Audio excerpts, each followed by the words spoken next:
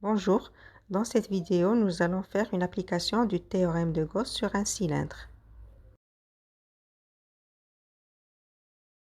Dans cet exercice, on dispose d'un cylindre infini creux qui est chargé en volume. Et on cherche à calculer le champ E créé par ce cylindre en tout point de l'espace. Voilà, j'ai schématisé notre cylindre creux ici. C'est un cylindre de rayon interne R1 et de rayon externe R2.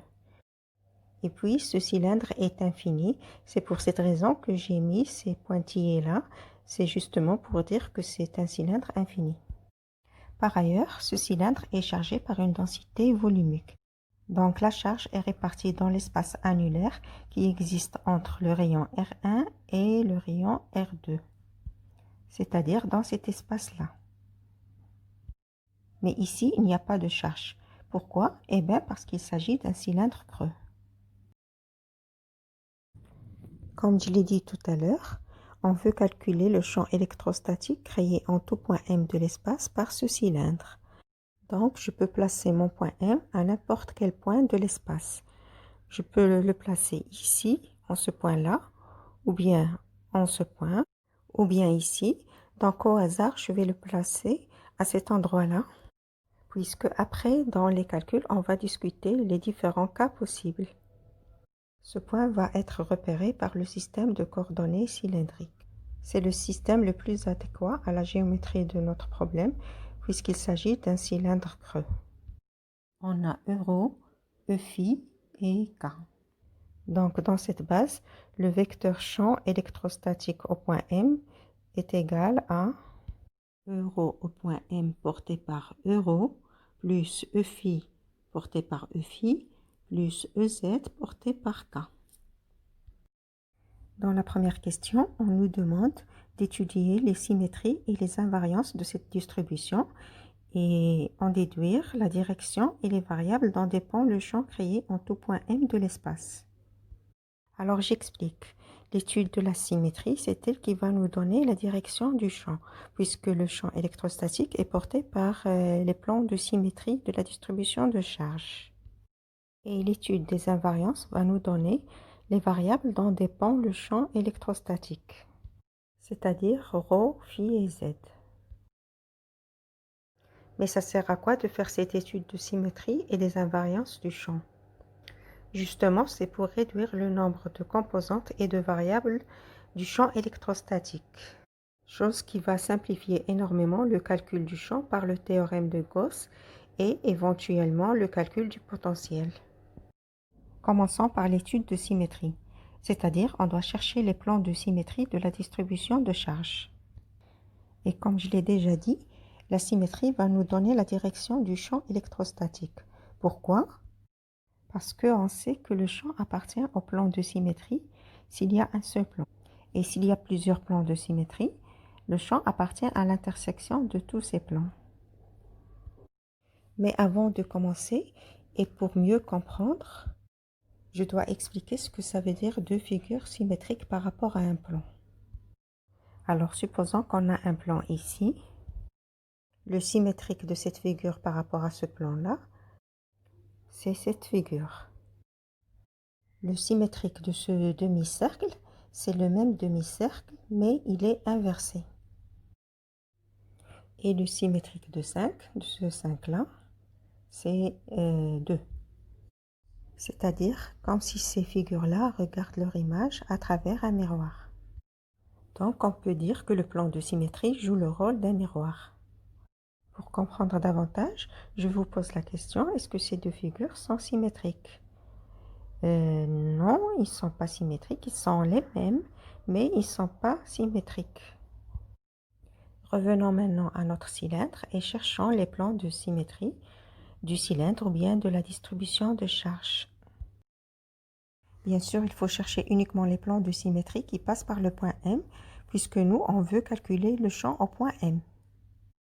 Alors, on voit déjà que ce plan qui coupe transversalement le cylindre et qui passe par le point M est un plan de symétrie de la distribution de charge, parce qu'il coupe le cylindre en deux parties symétriques.